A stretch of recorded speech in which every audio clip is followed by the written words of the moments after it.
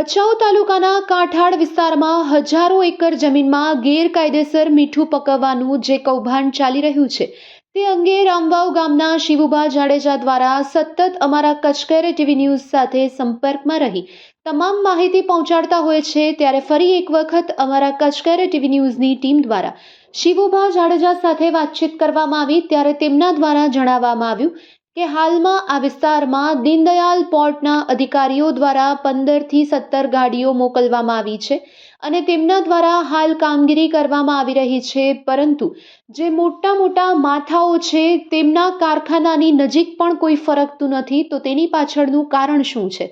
પોર્ટના અધિકારીઓ જે કામગીરી કરે છે તે ફક્ત ને ફક્ત નાના લોકોના દબાણો છે તે દૂર કરી રહ્યા છે, પરંતુ જે બે મોટા કારખાના આવેલા છે સોમનાથ અને સરસ્વતી, તેની નજીક ન જવાનું કારણ શું છે તે હજુ પણ જાણી નથી શકાયું।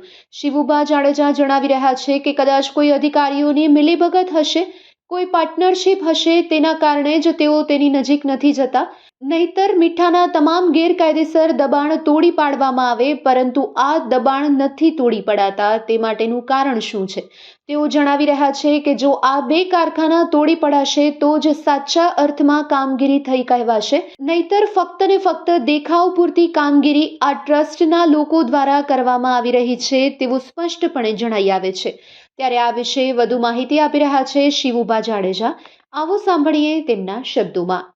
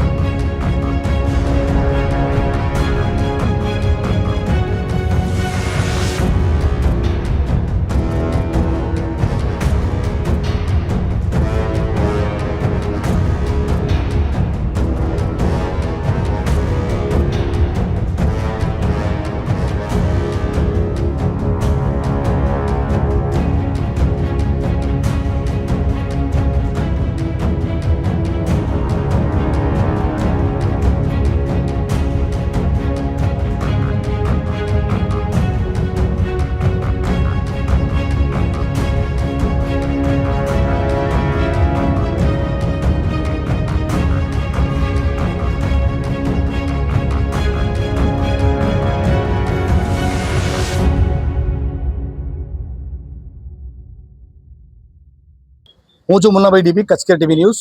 અત્યારે આપણી સાથે જે શિવુભા જાડેજા સામાજિક કાર્યકર છે, જે કેટલા વર્ષોથી ભચાઉ વિસ્તારમાં, કડોળ વિસ્તારમાં, આ બધી જગ્યાએ જે ગેરકાયદેસર મીઠાના જે દબાણ હજારો લાખો એકરમાં થયેલા છે અને એ અધિકારીઓની મિલીભગતના કારણે એની લડત ચલાવી રહ્યા છે।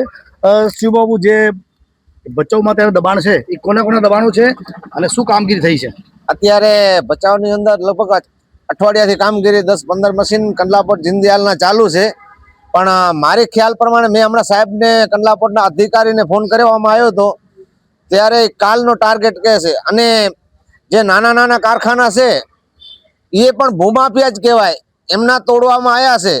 પણ જે ભાવેશભાઈ ચાવડા જે 32,000-33,000 એકડમાં સોમનાથ, સરસ્વતી ને અંકેર કારખાનો છે, આ ત્રણેય કારખાના એમના છે। અને એક મોટી ફેક્ટરી જે ભચાઉ કાંઠા વિસ્તારની અંદર મોટી ફેક્ટરી કહેવાય તો બાપ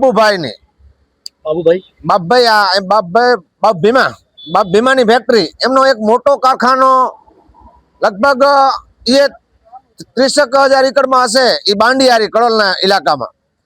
અને જે ભચાઉ જે દીનદયાલ કંડલાપોર્ટના અધિકારીઓ રહ્યા, એ મારી ખ્યાલ પ્રમાણે મેં અગાઉ એવો વિડીયો આપ્યો હતો કે આ મોટા મચ્છંદર જે છે એમાં નહીં જાય, અને અમુક નાના ભૂમાફિયા છે એના પાડવા તો એમના પડે, પણ મોટામાં એમને કાં તો પાર્ટનરશીપ હોય કાં તો ભાગીદારી હોય એવો મને લાગી રહ્યો છે। કારણ કે બાના જ કાઢે છે।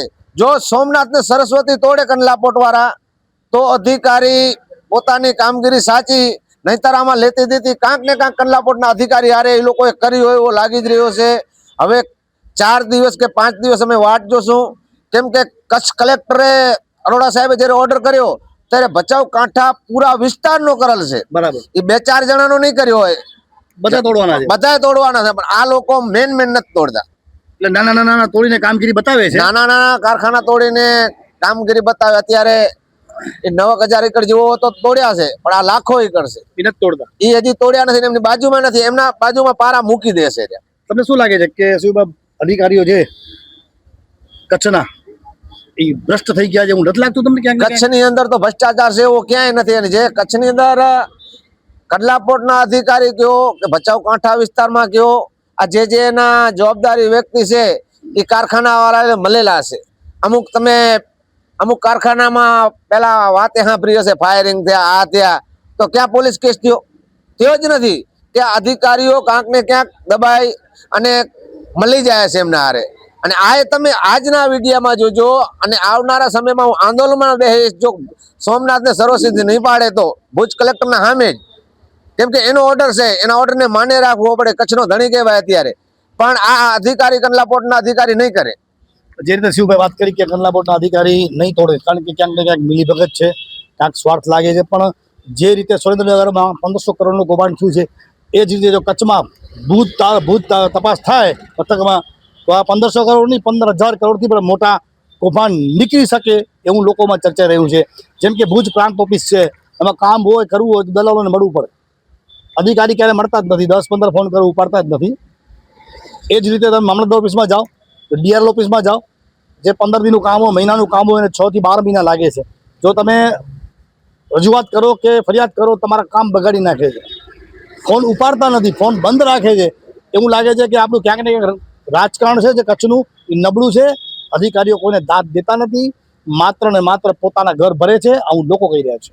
દર્શકોને જણાવવાનું કે કચ્છ કેરમાં પ્રસિદ્ધ થયેલ કોઈ પણ જાહેર ખબરમાં જણાવેલ માહિતી અથવા ઉત્પાદન કે સેવા સંદર્ભે વિજ્ઞાપનદાતાએ કરેલ દાવા અંગેની સંપૂર્ણ જવાબદારી વિજ્ઞાપનદાતાની જ રહેશે અને કચ્છ કેરની કોઈ પણ પ્રકારે જવાબદારી રહેશે નહીં. દર્શકોએ પોતાની રીતે પૂરતી તપાસ કરીને પોતાની જવાબદારીએ યોગ્ય નિર્ણય લેવાનો રહેશે.